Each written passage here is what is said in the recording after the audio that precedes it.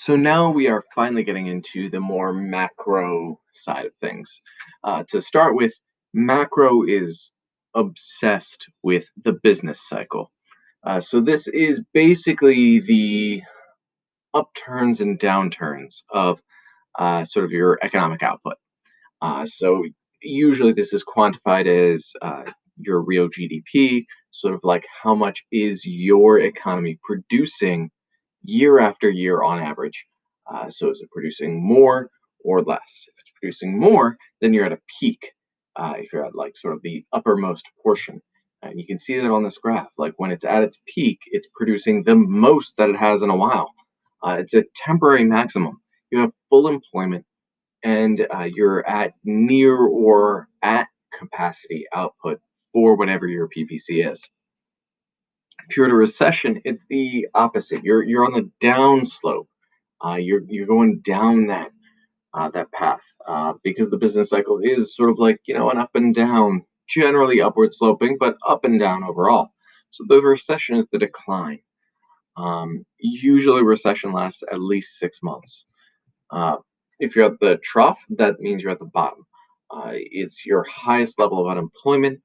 It is sort of like the worst of the worst. Right before you're about to go back up into your expansion or your recovery, that is your economic growth.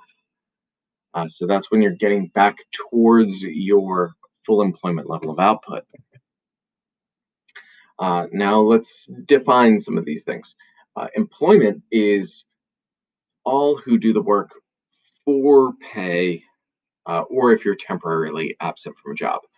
So if you're employed, you are working for pay, and this is, of course, you're reporting to the government. So you're doing work for pay, reporting to the government, or you're temporarily absent from work. And once again, you remain employed. You get reported as being employed to the government. If you're unemployed, you don't have a job, and you aren't putting forward but you are putting forward an effort to find a job, and you are available to work. Those are all very important things that you need to remember. You need to have no job, but you need to be putting in effort to find a job, and you need to be able to work. If you're in the labor force, you're either considered employed or unemployed.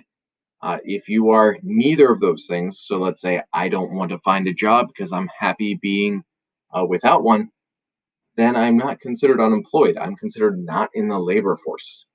And the unemployment rate is just, your basic idea of finding a rate. So 100 times your unemployed divided by your labor force. Now, as I said, the business cycle focuses a lot on real GDP. Real GDP is one of the measures of aggregate output. It is the economy's total production of goods and services in a given time period. So however much the economy produces in a given year, that's our real GDP for that year. That is our aggregate output for the year. This is closely related to the employment level. It is important to remember that, as this will carry throughout macroeconomics. The higher the aggregate output, the higher the employment rate. The lower the aggregate output, the lower the employment rate. That's a relationship you're going to want to keep in mind. Real GDP increases, employment increases. Real GDP falls, employment falls. Some more definitions. Nominal versus real. Nominal just means it hasn't been adjusted for inflation. So when we think about income, nominal income versus real income means adjusted for income, real income, versus not adjusted for inflation, nominal income. Inflation is the overall rise in price levels. So this means like I have $1 today. If I hold on to it 10 years from now, that dollar will likely be worth less. I can purchase less things with it. That is inflation. Typically, you hear this when you think about your older family members talking about things they used to be able to buy for certain prices. And the old saying goes like, I used to be able to buy this for a nickel. Well, of course, you can't anymore. There's not much you can buy for a nickel anymore. That's inflation. Deflation is the opposite. This is a fall in overall price level. So that means your money becomes worth more. And frequently people think, well, that's awesome. But as we'll take a look at in this course, deflation actually, in most cases, is actually worse than inflation. Um, and price stability, that just means exactly what it sounds like. Your prices, for the most part, stay the same in terms of your nominal versus real. There's not much inflation, there's not much deflation. It all stays the same ish. That's price stability. Economic growth. Um, this is tied with our standards of living.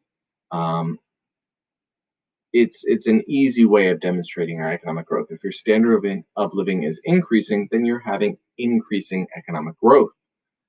If people aren't able to afford higher standards of living, then you're generally experiencing uh, shrinking of your economic output. So if we're experiencing that increasing standard of living, your economic growth, um, judged by your PPC shifting outward, uh, is an increase in goods and services per person. So your entire PPC shifts outwards. And those are just some of the basics of macroeconomics that you're going to have to sort of keep in the back of your head as we continue with this course.